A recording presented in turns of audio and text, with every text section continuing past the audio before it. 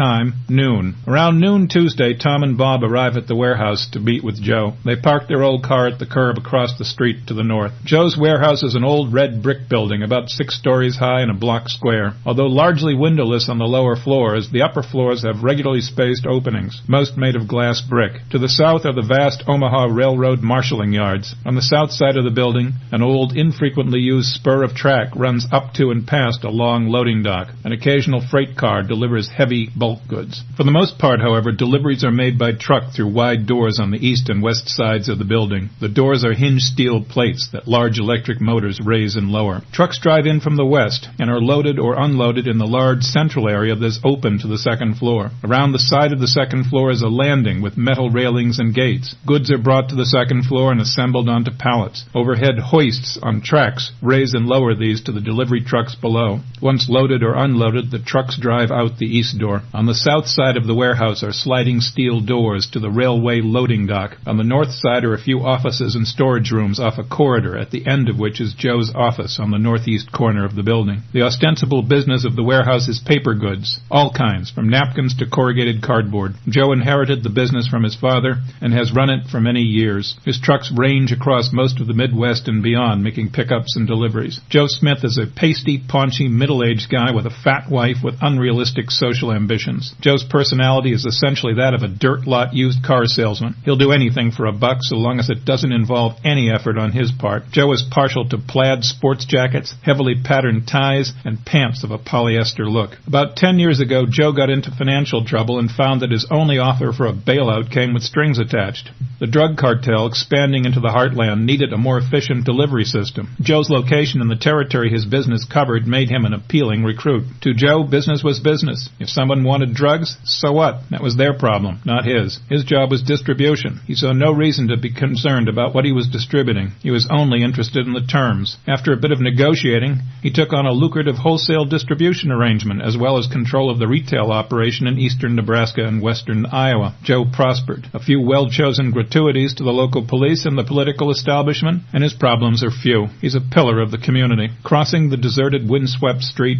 Tom and Bob target a nondescript door about midway along the north-facing side of the building. Entering, they walk down an old hallway to an office at the far northeast corner. Joe's office is large, wood-floored, and painted in a faded, pale yellow. The walls are scuffed and stained. Joe's desk is a big old wooden executive desk. In one corner of the room is a small table with a coffee maker and cups. Several old wooden chairs are arranged around the desk. Near the door is an old-fashioned coat tree. Joe is sitting behind the desk, which is strewn with papers. An old computer is off to one side, and there's a fax machine on a small table to Joe's right. Now that Pete knows that Mike is in Omaha, he's filled Joe on what's happened and faxes a picture of Mike. Joe doesn't want to get involved, but has no choice. Tom and Bob take off their coats, gloves, and stocking caps and pile them on a table in the corner. "So what happened? Is Mike in trouble?" says Bob, as he and Tom sit on old chairs across the desk from Joe. "Oh yeah, he's in one shitload of trouble. Jack caught him passing information to a cable news network. Seems Mike was a reporter. He was spying to do a news feature or something. Pete's people almost took him out yesterday over near Des Moines, but he got away. Did you see that story about the big train wreck in Iowa?" They both nod. "That was Mike. Pete's guys were chasing him, but he beat the train at the crossing. Pete's people weren't so lucky. Geez, we saw bullet holes in the back of his car. That must have been from the chase," says Tom as he looks to Bob, eyebrows raised. "Yeah, well, right now we need to find him. Take this photo and go to that club tonight and ask around. See if anyone saw him. Find out anything you can, okay?" "Sure, Joe, but we'll need some cash," says Bob. "We're broke, and I had to give the woman at the motel $100. Joe, raising his eyebrows, pulls out his wallet and counts out $600 bills and says, "And this takes care of the motel clerk, too." Bob scoops up the cash and says, "Sure does. Okay, you call Pete as soon as you know something. Got it? If you can find Mike, there's twice that amount. Understand?" "You bet," says Bob, and they get up and leave the warehouse and return to their faded, rusted-out old car across the road. Time, 1 p.m. After they leave the warehouse, Tom and Bob stop at a fast food place to get lunch. Picking up their orders, they go to the condiment island for napkins, little packets of salt, paper cups of ketchup, and packets of sugar for the coffee. Tom nods towards a table in a corner, away from prying ears, and says, "How about that one over there?" Bob says, "Looks good. You want any cream?"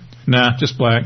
They take off their coats and pile them on a spare chair and sit down on opposite sides of the table. Bob dumps 3 packets of sugar into the coffee and says, "You think this might be our big chance to make some real money?" "Shit, I hope so. We've been doing enough crap for the past 2 years. It's about time." $600, man. That's not bad, says Bob. "Well, 500 really, you know. 100 of that was just repayment for the woman at the motel," answers Tom. "Well, anyway, seeing as how I only gave her 50. At least we won't run out of beer money tonight," says Tom deviously. "No, not tonight. At least I hope not. But for all I know, you might drink that place dry." "Hey, you can down a few yourself, as I recall. So anyway, when do you think we should get to this ruined place?" says Tom. "I don't know. 8 or 9. What do you think?" "Yeah, I don't think there'll be many people there much earlier. Don't want to stand around an empty club drawing attention to ourselves. Speaking of drawing attention, how's your club hopping wardrobe, dude?" "Pretty shabby. So's yours, as I recall," says Bob sarcastically. "No, not shabby. Non-existent. Let's face it, the only club we belong to is the Goodwill Thrift Club, and we're both charter members. You want maybe to spend a little of that cash and go get some new shirts and jeans or something?" "You know, I think I would. Don't remember the last time I actually had a shirt with a real price tag on it. That sort of thing impresses the ladies," speculates Tom sarcastically. "You know, you gotta remove the tag when you wear the shirt. The ladies don't want to see tags dangling from the merchandise." "Oh yeah, but I'll take it off real careful like so I can put it back on later." "Geez, don't be a jerk," says Tom. "Okay, big spender. We go try to look purty. Just about anything would be better than our present sad state," says Bob as he turns towards a big clown-decorated mirror hanging on the wall near their table. Tom looks too. The harsh, dark outline of reality stares back at them. Bob leans over and scoops up some ketchup from the paper cup with a French fry and says, "You know, Tom, I didn't think things would work out this way when we got out of high school. I kind of hoped things would take a turn for the better by now." "They gonna, man. Things can't get much worse." "Oh, don't say that, man. You don't want to tempt fate. At least not where we're concerned." "Yeah, I guess you're right.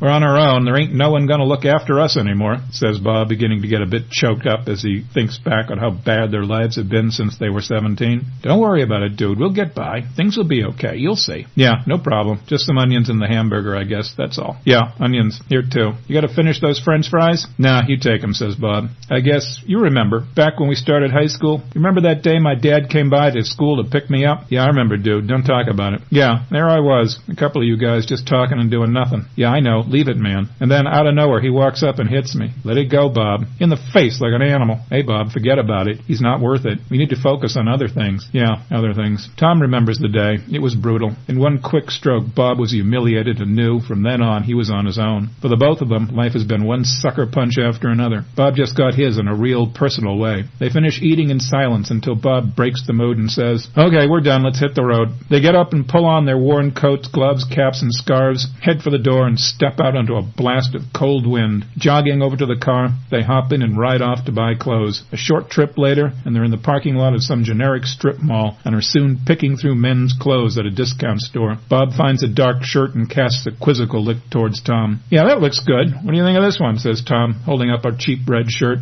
"Not bad. You might actually look presentable in that," answers Tom. They find a couple pair of nearly tight jeans and proudly head for the checkout counter when Bob spies some cheap aftershave and points it out to Tom.